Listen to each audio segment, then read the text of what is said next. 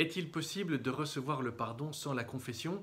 C'est une question qu'on se pose de manière renouvelée ces jours-ci, puisque beaucoup de gens demandent « mais je ne peux pas sortir de chez moi, je ne peux pas rencontrer un prêtre, est-ce que je peux quand même recevoir le pardon de Dieu ?» Il n'est pas complètement interdit de se confesser, on peut toujours rencontrer un prêtre, le croiser et avec les précautions d'usage en se tenant éloignés l'un de l'autre avec un masque et en dehors du confessionnal, on peut se confesser. Néanmoins, il vaut mieux respecter les consignes de confinement et ne pas sortir de chez soi. Mais alors, comment est-ce que je fais pour rencontrer un prêtre? Est-ce que je peux quand même recevoir le pardon de Dieu? Le pape François y a répondu de manière très simple, limpide, en disant « mais quand tu ne peux pas trouver de prêtre et que tu désires recevoir le pardon, déjà tourne-toi dans ton cœur vers lui avec confiance, demande-lui ce pardon en regrettant tes péchés et en désirant te confesser le plus rapidement possible lorsque tu le pourras, et certainement que Dieu te donne sa grâce et son pardon. N'attends pas, ce serait dommage d'attendre, tu peux déjà dans ton cœur faire cette démarche.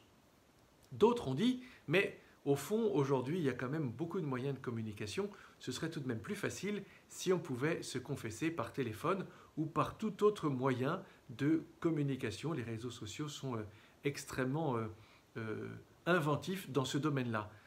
La question, à vrai dire, a été posée il y a très longtemps, dès l'invention du téléphone, puisqu'on s'est dit, mais est-ce que peut-être on peut recevoir le pardon par téléphone, aujourd'hui par Skype, ou que sais-je encore, ou peut-être avec un hologramme, peut-être que ça suffit pour recevoir le pardon. L'Église a toujours, et dès le début, répondu non, ça n'est pas possible. Il faut une rencontre personnelle avec le prêtre pour pouvoir recevoir le pardon. Pourquoi? Parce que tout simplement, nous sommes la religion de l'incarnation. Dieu s'est fait homme. Hein, ce Dieu invisible s'est rendu visible. Hein, il s'est manifesté à nous, Saint Jean le dit de manière très belle, ce verbe de vie, il s'est manifesté, nos yeux l'ont vu, nos oreilles l'ont entendu, nos mains l'ont touché, hein, le verbe de vie s'est manifesté à nous. Il y a donc un contact avec la sainte humanité du Christ. Certes, le Christ continue de donner sa grâce à travers les sacrements, mais il y a toujours ce mécanisme, cette économie de l'incarnation, un signe, un geste sensible qui transmet une grâce invisible, un cadeau que Dieu nous fait, son amour à travers un sacrement. Et dans les sacrements, il y a toujours des moyens très pauvres, un peu d'eau, un peu d'huile, un peu de pain, et pour la confession, une rencontre avec une personne.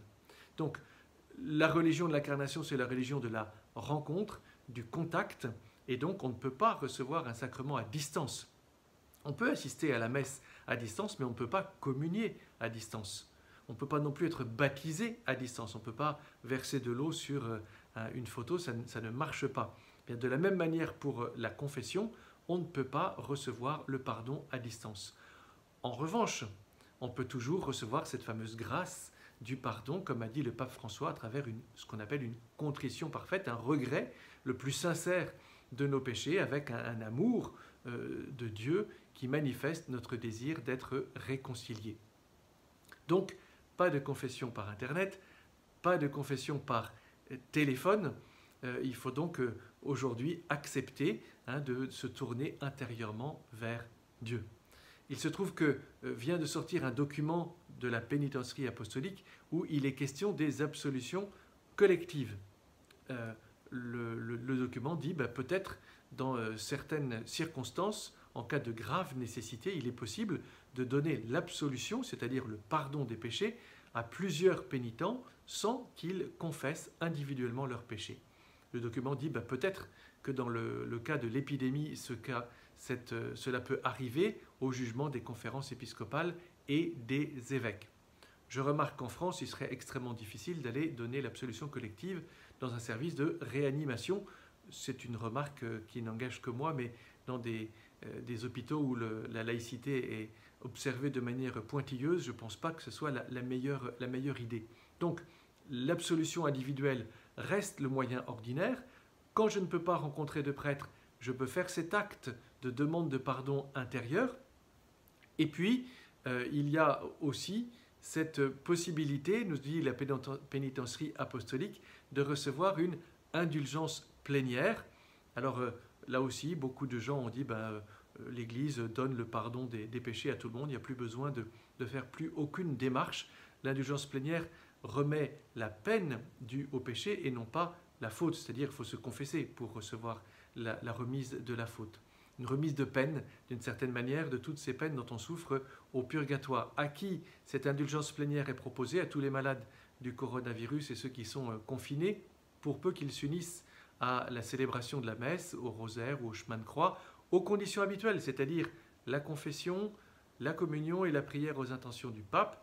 Si ce n'est pas possible, en avoir le désir le plus rapidement possible.